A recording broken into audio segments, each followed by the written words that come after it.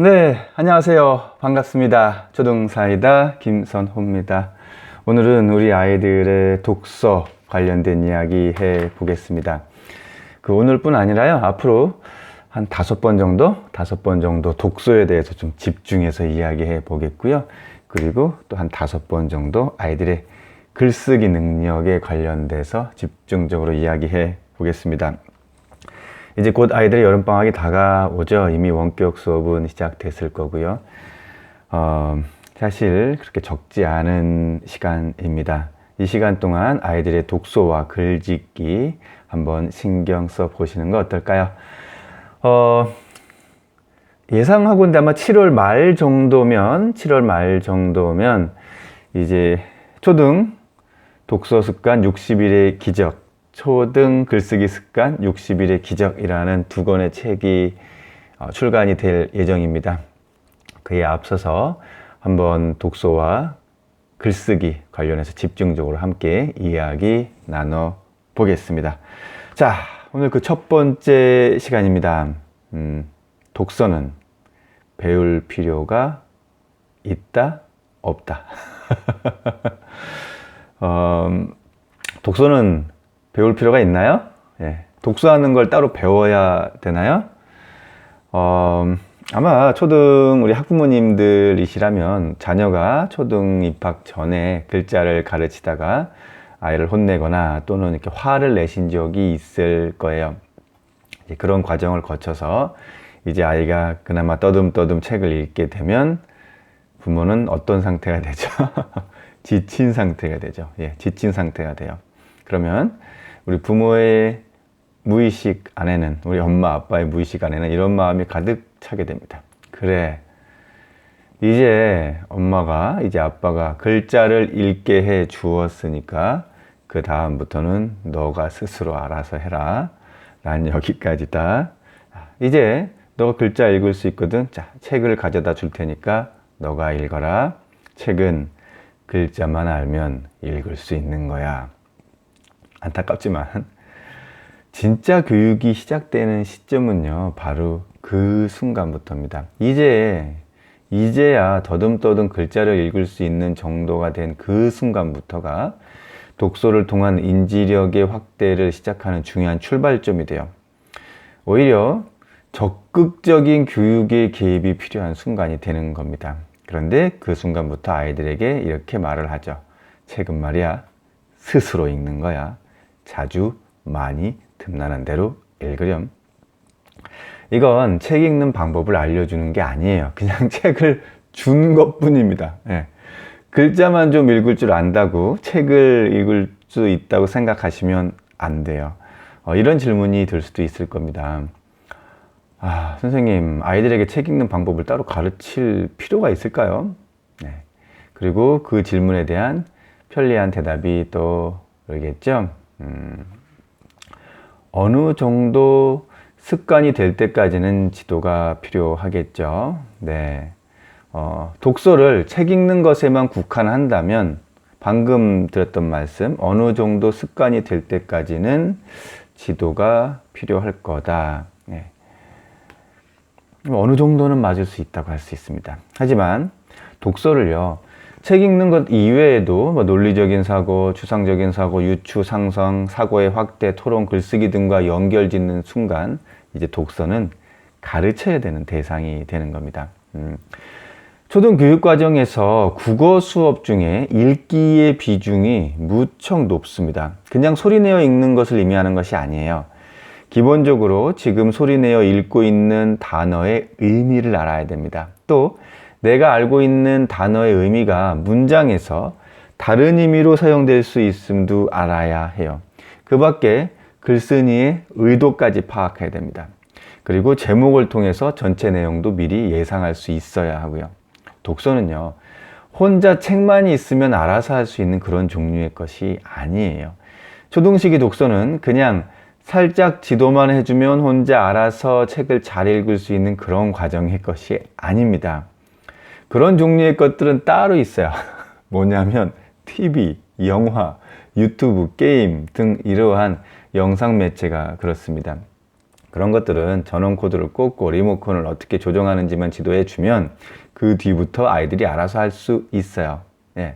내가 소리내지 않아도 이러한 영상 면체는 다양한 사운드를 실감나게 제공하죠. 내가 상상하지 않아도 영상을 보여주면서 시각적으로 영상을 제공해 주죠. 예. 청각과 시각을 동시에 자극해 주면서 내용을 이해하는 데 있어 에너지를 별로 사용하지 않아도 돼요. 심지어 편안하게 누워서 시청해도 됩니다. 이런 것들은 가르치지 않아도 됩니다. 에너지 소모가 별로 없어요. 그런데요, 독서는요, 문자를 읽을 수 있어야 하고요, 그 의미를 알아야 하고요, 그 어휘들이 연결돼서 문장이 표현하고자 하는 그런 내용도 알아야 되고, 더구나 그 문장을 써 내려간 글쓴이의 숨은 의도까지 파악을 해야 되는 겁니다. 문장 속 대화에서는 그 어감까지 생각해 가면서 읽어야 제대로 의미를 알 수가 있어요.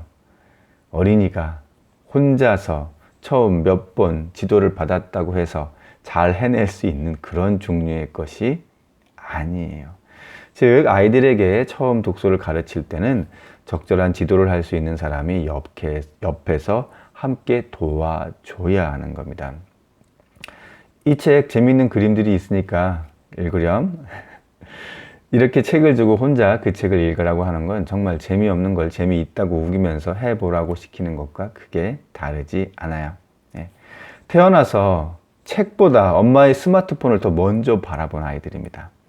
어쩌면 우리 지금 기성세대보다 훨씬 더 책 읽기에 열악한 환경에 처한 아이들이에요.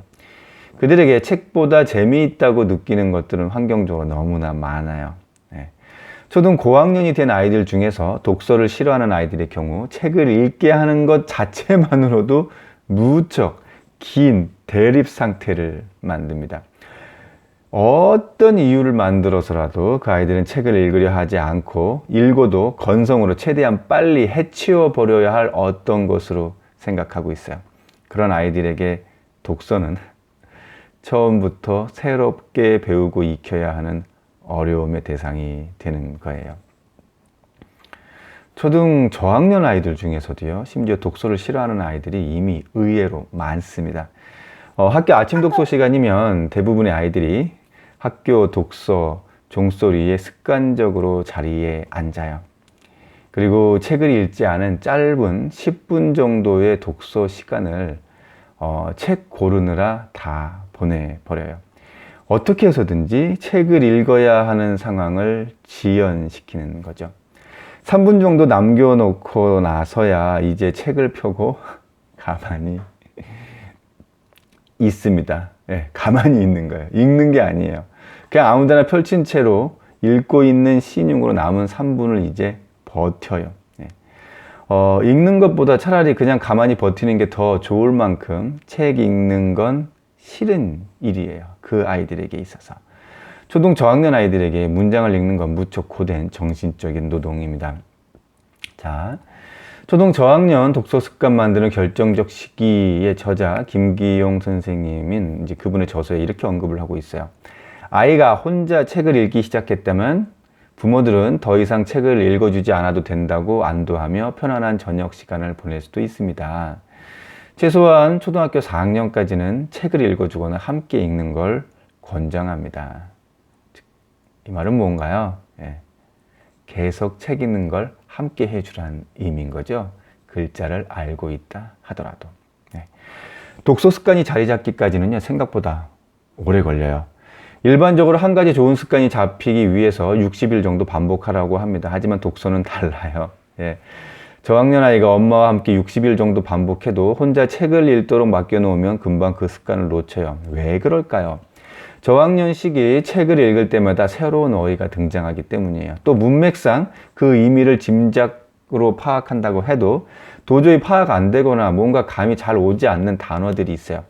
결국 단어를 잘못 해석한 순간 책 내용이 이상하게 전개되거나 이해가 되지 않아서 재미없어져요.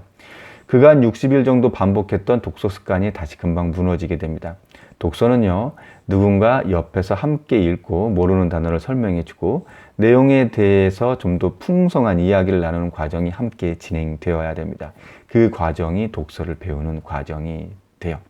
자, 자녀가 독서 습관이 잡히기만 하면 초등시기 교육에 대해서는 크게 신경 쓸 것이 없어집니다. 그런데 그 독서 습관이 잡히기까지 생각보다 오랜 시간 동안 책 읽는 과정을 지속적으로 함께 해야 돼요. 그 과정 속에서 진짜 독서를 배웁니다. 그럼 그걸 어떻게 하면 되나요? 바로 지금 오늘부터 함께 하시면 됩니다. 그게 가장 빠른 길입니다. 자, 서두에 말씀드렸다시피 앞으로 오늘 이야기 포함해서 독서에 관련돼서 한번 5가지 집중해서 이야기해 보겠고요. 또 아이들의 글쓰기 관련해서 5가지 집중해서 이야기해 보겠습니다. 이렇게 원격 수업이 진행되는 동안 또 다가오는 여름방학 동안 우리 아이들의 독서와 글쓰기 습관 한번 함께 잡아 보시기를 권해드립니다. 그리고 곧 출간 예정인 초등 독서 습관 60일의 기적, 초등 글쓰기 습관 60일의 기적도 함께 하시기를 바라고요. 초등사이다는 초등 학부모님들과 함께 합니다. 감사합니다. 아참, 뚜벅뚜벅 걸어가겠습니다.